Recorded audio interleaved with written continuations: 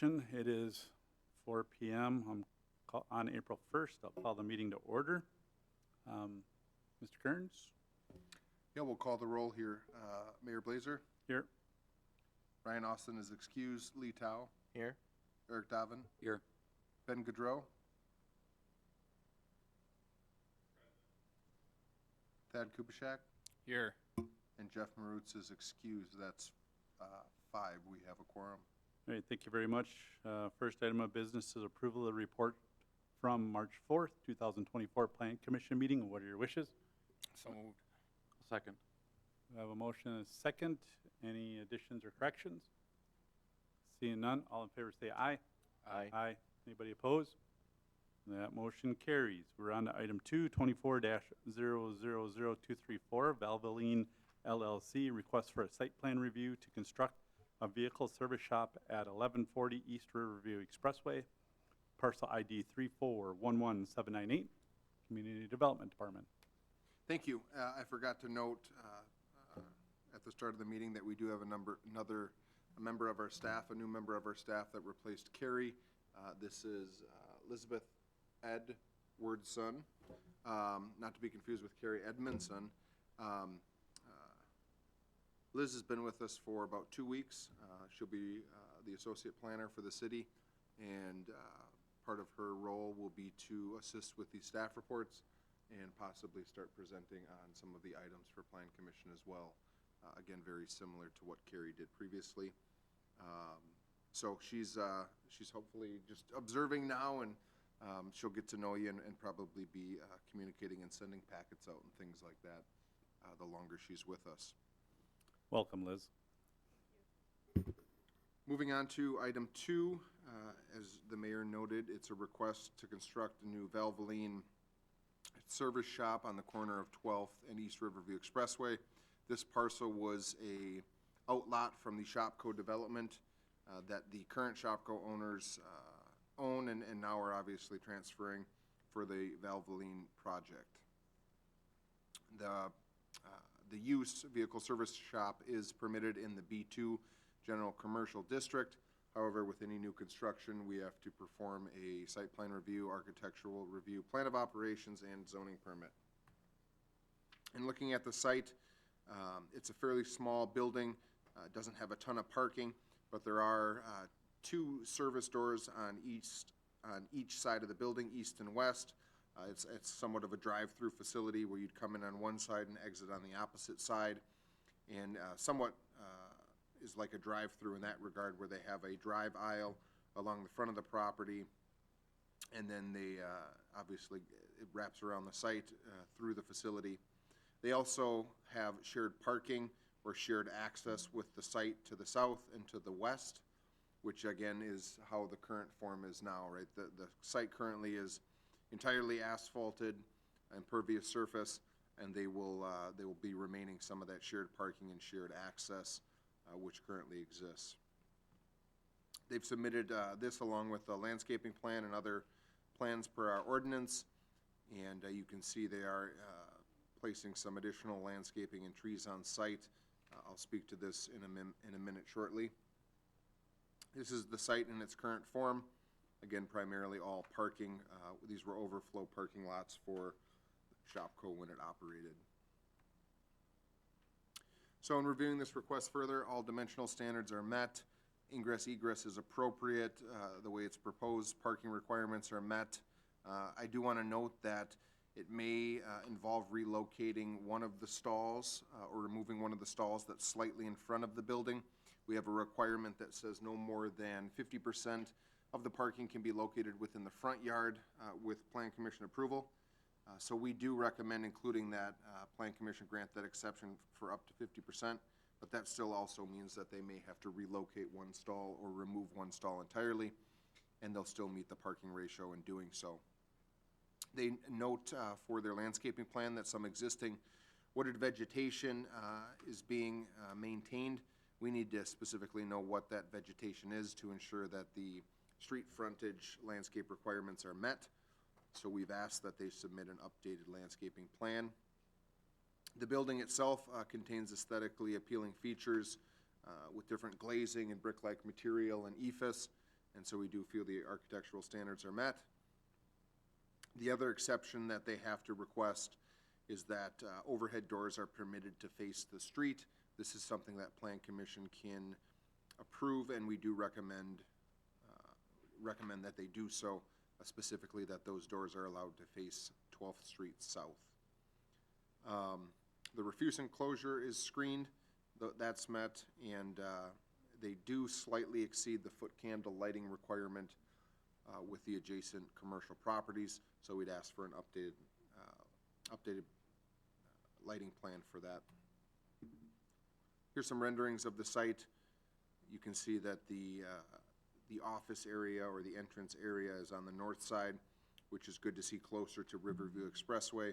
The garage is to the south, but again, with the drive-through feature with garage doors on both sides, you know, one of them has to ultimately face the street. Then in this instance, if they flipped it, you'd still have one of the garage doors facing the street. So again, we feel as though they do a nice job here mixing in some of these different facade features, and think the architectural standards are met because of it.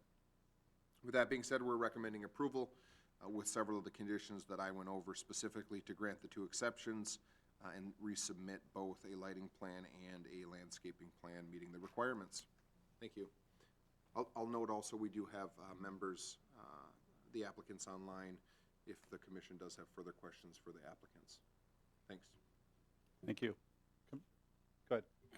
Kyle, I think I asked this question about a year ago when we were looking at the car wash that was proposed for one of those outlots. How accessible for any of those outlots is it for the sewer and water laterals coming in? If, you know, it's especially in that in-between outlot where between the car wash and between where this would go, is that something where we need to tear into the existing infrastructure, or are the laterals kind of stubbed in pretty good for future development? Thank you. There's utilities on both streets. It would likely mean, I believe, an extension of a lateral, which will affect the asphalt and curb at that location. But it wouldn't be a tremendous project to shut down either of the streets. Any other? Go ahead, Eric. I had a question, just maybe kind of in this site in general.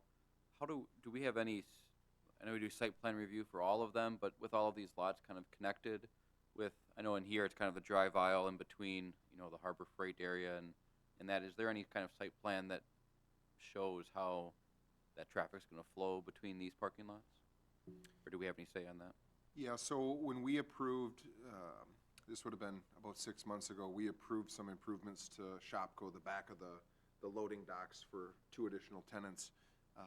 As part of that approval, they included an old plan that showed the drive aisle. So essentially the drive aisles are remaining the same, running north to south until they get to a common aisle here. So you'll see on the screen here and in the Zoom meeting, that common aisle, the rows terminate from north to south, and then there's a common drive aisle going east to west that will continue all the way to the tidal wave development.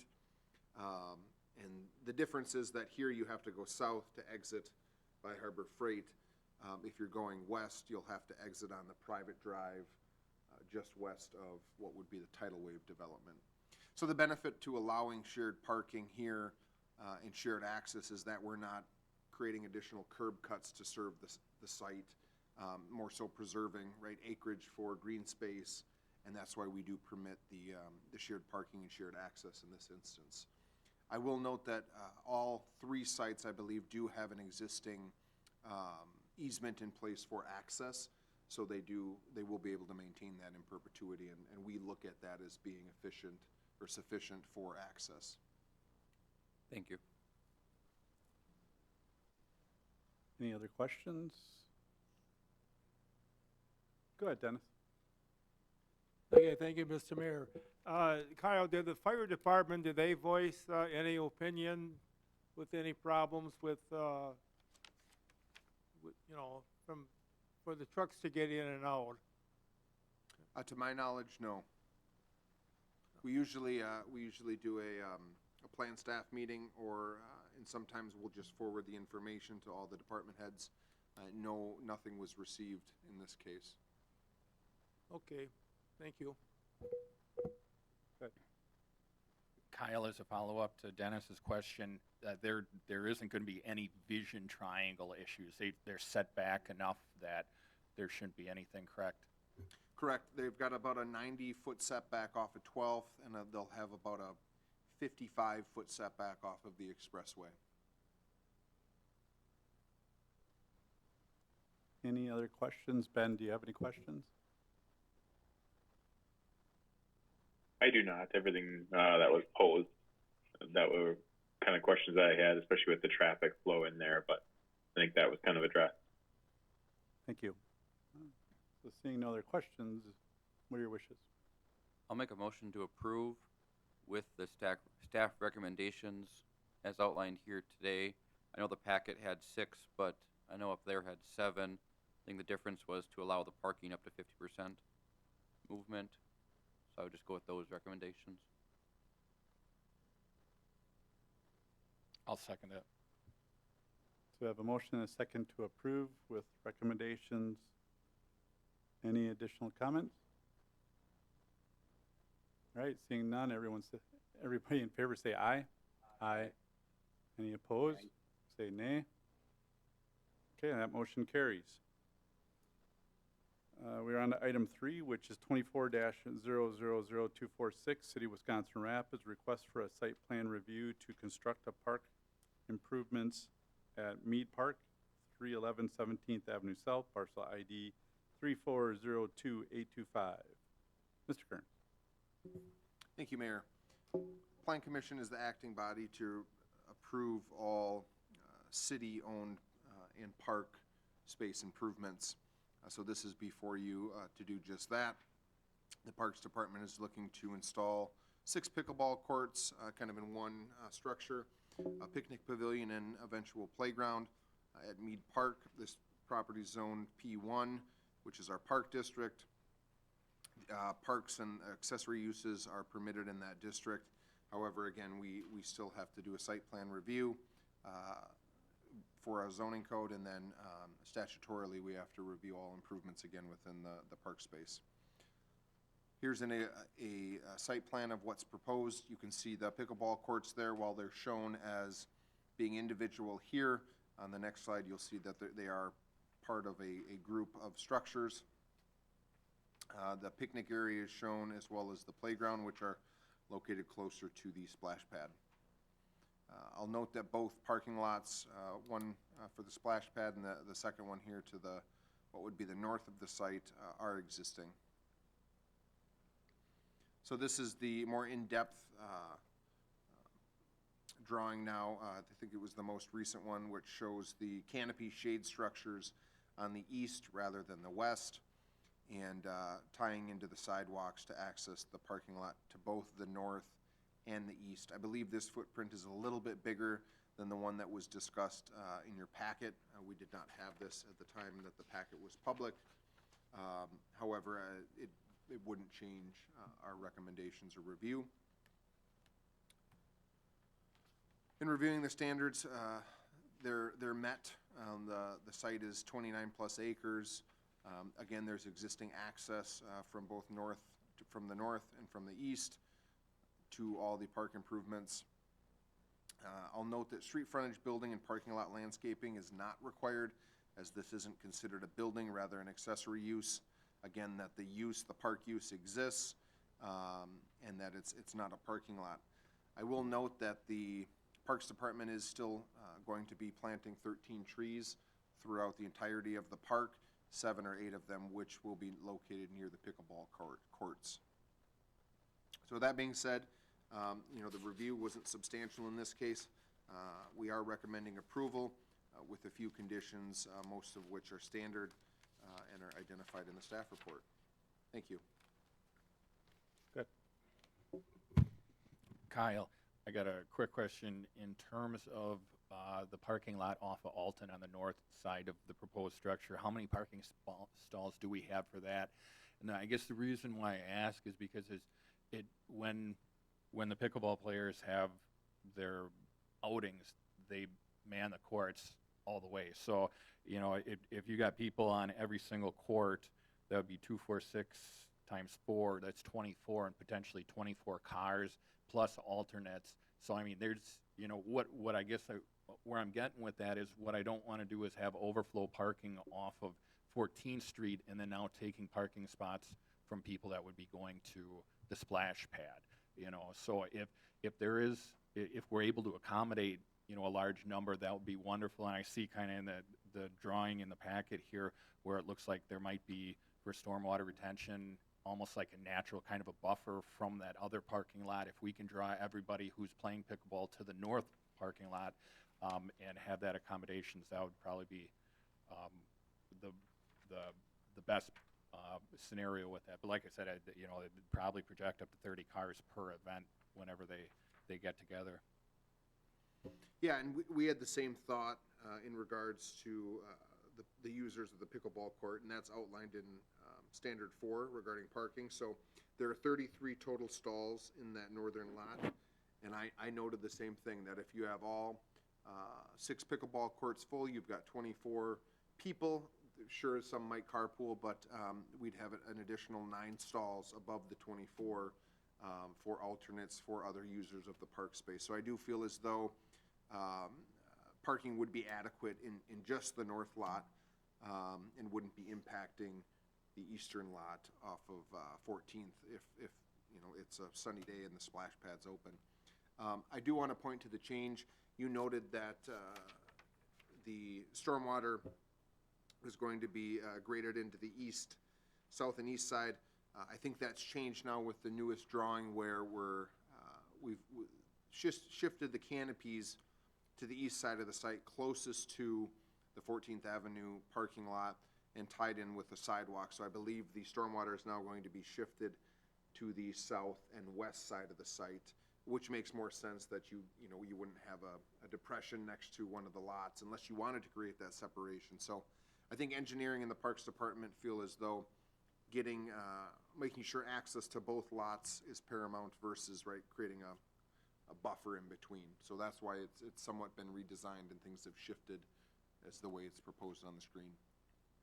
Sure. I noticed, I appreciate it. For whatever reason, I didn't notice number 4 on here, but you already had it, 33 stalls and potentially 38 stalls there, so I appreciate it. Thank you. Any other questions? I just had a question about this, the stormwater. You said now it's going to be more to the west and the south, or is that the school lot to the west there? Would there be the, kind of that impression would now be in between the pickleball courts and the splash pad? Is that what you're saying? I'm just thinking with regards to, stormwater is not shown up here, but if they were originally going to address stormwater to the east and to the south, I would think the only applicable place to do that now is to the west and to the south. But you're correct in that you've got the school property directly to the west, so that may only open the door to the south, or maybe small swales near the canopies to the east. Okay, thank you. Yeah, I just want to say I think this project's a great project. It's a collaboration between the city and the school district, along with Legacy, who provided a large grant, and along with our matches. So I think this will be great for the west side, and I guess I'll make the motion to approve the request outlining along with the staff recommendations. I'll second that. Any further discussion? Okay, seeing none, all in favor say aye. Aye. Aye. Anybody opposed? That motion carries. We're on to item 4, and Motion for adjournment. just give me a second. You're quick. I just want to thank all the Plan Commission members for, accepting the appointment. I know it can be time-consuming sometimes, and obviously, the staff reports that are put together for us to make our job easier are greatly appreciated, because it's a lot of time by the Community Development Department. But I just wanted to make sure I said thank you, because I think all of you have accepted an appointment from me, and I hope you consider, your time here and your investment of time, because it's been a positive asset for the community. So thank you. Item 4. We have a motion for adjournment. Second. And a second. All in favor, say aye. Anybody opposed? That motion carries. Thank you very much.